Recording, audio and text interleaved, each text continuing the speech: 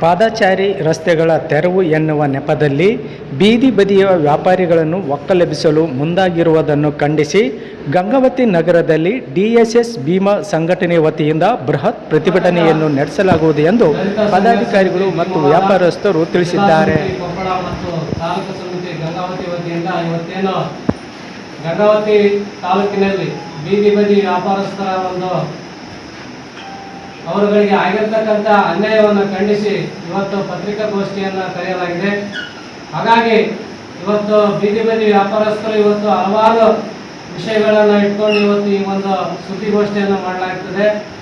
ಅವರು ತಮ್ಮ ಜೀವನ ನೆರವೇರಿಸೋಕ್ಕಾಗಿ ತಮ್ಮ ಕುಟುಂಬವನ್ನು ಮುಂದುವರಿಸುವುದಕ್ಕಾಗಿ ಆ ಒಂದು ಬೀದಿ ಬದಿ ವ್ಯಾಪಾರಸ್ಥರು ಇವತ್ತು ಹೂವಿನ ಅಂಗಡಿಯವರಾಗಿರ್ಬೋದು, ಪುಸ್ತಕ ಬಂಡಿಯವರಾಗಿರ್ಬೋದು ಮತ್ತು ತಳ್ಳು ಬಂಡಿಯಲ್ಲಿ ಹಣ್ಣು ಹಂಪಲು ಮಾರಾಟ ಮಾಡತಕ್ಕಂಥವರಾಗಿರ್ಬೋದು, ಚಪ್ಪಲಿ ಹೊಲಿಯುವಂಥವರಾಗಿರ್ಬೋದು, ಇವತ್ತು ಪ್ರತಿಯೊಬ್ಬರು ಇವತ್ತು ಅವರ ಕುಟುಂಬಕ್ಕೆ ಅನುಗುಣವಾಗಿ ಇವತ್ತು ಜೀವನ ಮಾಡತಕ್ಕಂಥವರಾಗಿರ್ಬೋದು.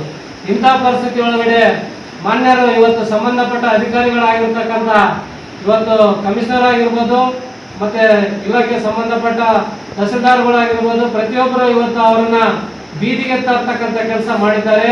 ಇವತ್ತು ಅಗಲೀಕರಣ ಅಂತ ಹೇಳ್ಬಿಟ್ಟಿದ್ದಾರೆ. ಇವತ್ತು ಬಡವರಿಗೆ ಒಂದು ಕಾನೂನು, ಇವತ್ತು ಶ್ರೀಮಂತರಿಗೆ ಒಂದು ಕಾನೂನು ಅನ್ನೋ ಒಂದು ರೀತಿಯಲ್ಲಿ ಗಂಗಾವತಿಯಲ್ಲಿ ನಡೀತಾ ಇದೆ. ಇವತ್ತು ಕಾನೂನು ಎಲ್ಲರಿಗೆ ಈ ದೇಶದಲ್ಲಿ ಇರ್ತಕ್ಕಂಥ ಪ್ರತಿಯೊಬ್ಬರಿಗೂ ಕಾನೂನು ಒಂದೇ. ಇವತ್ತು ಪ್ರಭಾವಿ ವ್ಯಕ್ತಿಗಳು ಇವತ್ತು ರಸ್ತೆಯ ಬದಿಯಲ್ಲೇ ದೊಡ್ಡ ದೊಡ್ಡ ಗೋಡೆಗಳನ್ನು ಕಟ್ಟಿಕೊಂಡು ಇವತ್ತು ರಾಜ್ಯಾರೋಷವಾಗಿ ಕುಟುಂಬವನ್ನು ಕರೆದುಕೊಂಡು ಜೀವನವನ್ನು ನಡೆಸ್ತಾ ಇದ್ದಾರೆ. ಅಂಥವ್ರನ್ನ ಇವತ್ತು ನೀವು ಆಕ್ಷನ್ ತಗೊಳ್ತಾ ಇಲ್ಲ.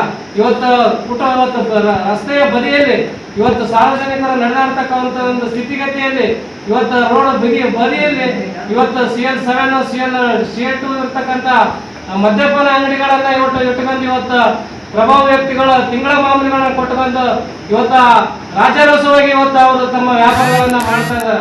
ಅಂಥವ್ರ ಬಗ್ಗೆ ಇವತ್ತು ಯಾವುದೇ ರೀತಿಯಾದ ಆಕ್ಷನ್ ತಗೊಳ್ತಾ ಇಲ್ಲ. ಇವತ್ತು ಗುಂಡಮ್ಮ ಕ್ಯಾಂಪ್ನಲ್ಲಿ ಆಗಿರ್ಬೋದು, ಗುಂಡಮ್ಮ ಕ್ಯಾಂಪ್ನಲ್ಲಿ ಇರ್ತಕ್ಕಂಥ ಮದ್ಯಪಾನದ ಅಂಗಡಿ ಒಳಗಡೆ ಈ ಹಿಂದೆ ಒಂದು ಇದೇ ರೀತಿಯಾಗಿ ಅಪಘಾತಕ್ಕೊಳಗಾಗಿ ಒಂದು ಆಕ್ಸಿಡೆಂಟ್ ಆಗಿ ಒಂದು ಸ್ಪಾಟಲ್ಲೇ ಡೆತ್ ಆಯ್ತು. ಇದ್ರ ಬಗ್ಗೆ ನಾವು ಸಾಕಷ್ಟು ಸಲ ಸಂಬಂಧಪಟ್ಟ ಅಧಿಕಾರಿಗಳಿಗೆ ಮನವಿ ಮಾಡಿದ್ರು, ಯಾವುದೇ ರೀತಿಯಾದಂಥ ಆಕ್ಷನ್ ತಗೊಂಡಿಲ್ಲ. ಇದುವರೆಗೆ ಆದರೂ ಡೆಮೋನ್ಸ್ಟ್ರೇಷನ್ ಮಾಡಿಲ್ಲ.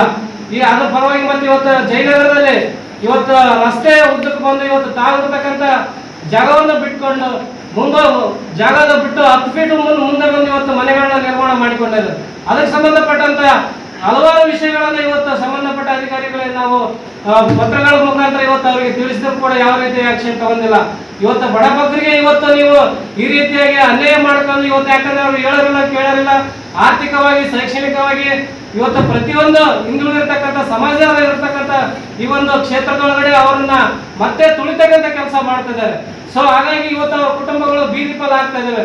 ಇವತ್ತು ಅವರ ಜೀವನ ನಡೆಸೋದಕ್ಕೋಸ್ಕರವಾಗಿ ಇವತ್ತು ಅಲ್ಲಿ ಇಲ್ಲಿ ಕೈ ಸಾಲ ತೆಗೆದುಕೊಂಡು ಇವತ್ತು ಮತ್ತೆ ಕೈ ಸಾಲ ತೆಗೆದುಕೊಂಡು ಲೋನ್ಗಳನ್ನ ಎತ್ಕೊಂಡು ತಮ್ಮ ಬಂಡಿಯ ಮೇಲೆ ಇವತ್ತು ಸಾಲಗಳನ್ನು ತೆಗೆದುಕೊಂಡು ಜೀವನ ನಡೆಸೋದಕ್ಕೋಸ್ಕರ ಇವತ್ತು ಹಗಲಿರುಳು ಶ್ರಮಿಸ್ತಾ ಇರ್ತಕ್ಕಂಥ ಇವತ್ತು ಬಡ ಕುಟುಂಬಗಳವರು ಇವತ್ತಿಂದ ಬೀದಿ ಪಾಲು ಮಾಡಿ ಇವತ್ತು ಅವರು ಮತ್ತಷ್ಟು ಬಡತನ ಸ್ಥಿತಿಗೆ ಸಿಲುಕ್ತಕ್ಕಂಥ ಕೆಲಸವನ್ನ ಮಾಡ್ತಾ ಇದ್ದಾರೆ. ಸಿಟಿ ಕ್ಲೀನ್ ಆಗಿರ್ಬೇಕು, ಅದಕ್ಕೆ ನಾವು ಸಪೋರ್ಟ್ ಮಾಡ್ತೀವಿ, ಇಲ್ಲ ಅಂತಲ್ಲ. ಇವತ್ತು ಬೀದಿ ಬದಿ ವ್ಯಾಪಾರಸ್ಥರು ಏನಿದಾರ ಅವ್ರಿಗೆ ನೀವು ಅನುಕೂಲ ಮಾಡೋ ರೀತಿಯಲ್ಲಿ ಇವತ್ತು ಫುಟ್ಪಾತ್ನಲ್ಲಿ ಇವತ್ತು ಎಗ್ರೈಸ್ ಮಾಡ್ತಕ್ಕಂಥ ಫುಟ್ಪಾತ್ ಮೇಲೆ ಇವತ್ತು ಫುಡ್ ಮಾರಾಟ ಮಾಡ್ತಕ್ಕಂಥವ್ರಿಗೆ ಒಂದು ವ್ಯವಸ್ಥಿತವಾಗಿರ್ತಕ್ಕಂಥ ಜಾಗವನ್ನು ನೀವು ಮಾಡಿಕೊಡ್ರಿ. ಇವತ್ತು ಹೂವಿನ ಅಂಗಡಿ ಇರ್ತಕ್ಕಂಥ ಹೂವು ವ್ಯಾಪಾರ ಮಾಡ್ತಕ್ಕಂಥವ್ರಿಗೆ ಒಂದು ವ್ಯವಸ್ಥಿತವಾಗಿರ್ತಕ್ಕಂಥ ವ್ಯವಸ್ಥೆಯನ್ನ ಮಾಡಿಕೊಡ್ರಿ.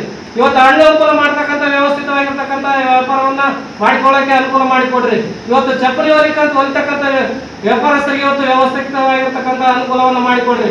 ಇವತ್ತು ಪ್ರತಿಯೊಬ್ಬರಿಗೆ ನೀವು ಅನುಕೂಲ ಮಾಡಿಕೊಟ್ಟು ಇಂಥ ತೆರವುಗೊಳ್ತಕ್ಕಂಥ ಕೆಲಸವನ್ನು ನೀವು ಮಾಡಬೇಕಾಗಿತ್ತು.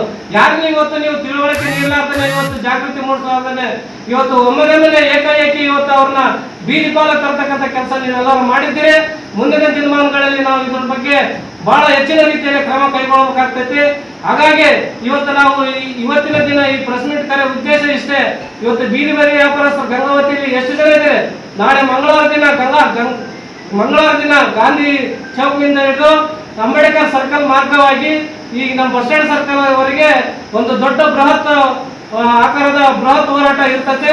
ಅದಕ್ಕೆಲ್ಲರೂ ಭಾಗಿಯಾಗಬೇಕು. ಹೆಣ್ಣು ಮಕ್ಕಳಾಗಿರ್ಬೋದು, ಗಂಡು ಮಕ್ಕಳಾಗಿರ್ಬೋದು, ಯುವಕರಾಗಿರ್ಬೋದು, ಸಂಬಂಧಪಟ್ಟ ಎಲ್ಲ ಜನರು ಇವತ್ತು ಒಂದು ಹೋರಾಟದಲ್ಲಿ ಭಾಗಿಯಾಗಿ ಇವತ್ತು ಹೈವೇಲಿ ಇರ್ತಕ್ಕಂಥ ಒಂದು ಟೆಂಟ್ನಲ್ಲಿ ನಾವು ಇವತ್ತು ಅನಿರ್ದಿಷ್ಟಾವಧಿ ಧರಣಿಯನ್ನ ಹಾಕಿಕೊಳ್ತಾ ಇದ್ದೀವಿ. ಇವರಿಗೆ ನ್ಯಾಯ ಸಿಗುವವರೆಗೂ ನಮ್ಮ ಸಂಘಟನೆ ಕೈ ಬಿಡೋದಿಲ್ಲ ಅಂತೇಳಿ ಈ ಮೂಲಕ ನಾನು ಅಧಿಕಾರಿಗಳಿಗೆ ಎಚ್ಚರಿಕೆ ಕೊಡ್ತಾ ಈ ಒಂದು ವಾದವನ್ನ ಮಂಡಿಸ್ತಾ ಇದ್ದೀನಿ.